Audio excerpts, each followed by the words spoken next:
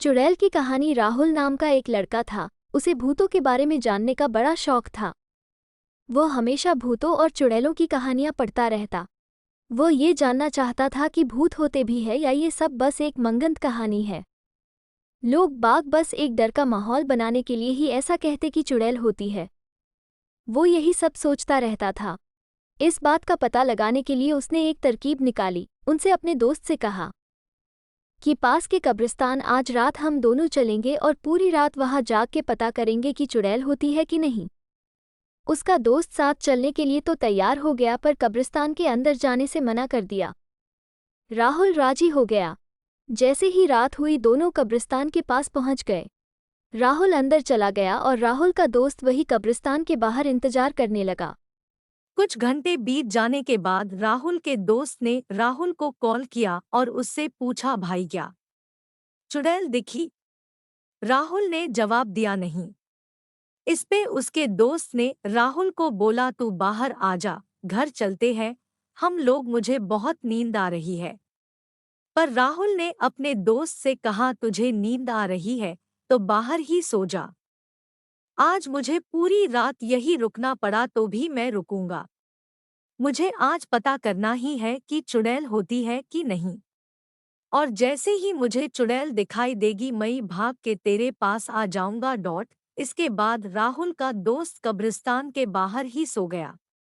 और अभी राहुल की नींद लगी ही थी कि उसे वहां पे फावड़े से जमीन खोदने की आवाज आने लगी।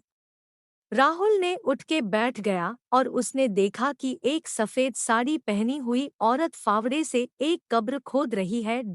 राहुल ध्यान से देखने लगा कि आखिरकार ये औरत कब्र क्यों खोद रही है। थोड़ी देर में उस औरत ने कब्र से एक लाश को बाहर निकला और जंगली जानवरों की तरह आवाज करके उस लाश को नोच नोच के खाने लगी।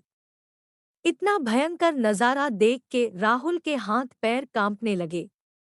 डर से पसीना पसीना हुआ राहुल चुपचाप झाड़ियों में छुपा रहा और हनुमान चालीसा पढ़ता रहा। वो भगवान से बस यही मना रहा था कि हे भगवान, आज बचा लो, आज के बाद कभी भी कब्रिस्तान में नहीं आऊंगा। काफी देर तक चुड़ैल ने उस मुर्दे को खाया और फिर बचे हुए आधे मुर्दे के शरीर को कल खाने के लिए उसे वापस कब्र में गाड़ने लगी। तभी राहुल के साथ एक हादसा हो गया। राहुल का दोस्त राहुल का हाल चाल पूछने के लिए राहुल को कॉल कर दिया।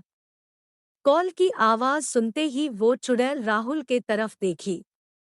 झाड़ियों में छुपे होने के कारण राहुल ने सोचा चुड़ैल उसे देख नहीं पाएगी, पर ऐसा नहीं था।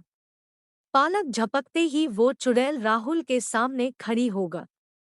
चुड़ैल आधी खाई हुई लाश के कब्र के पास पहुंची और उस मुर्दे की लाश को बाहर फेंक दिया और राहुल को उस कब्र में दफन करने के लिए राहुल को कब्र के अंदर सुलाने लगी।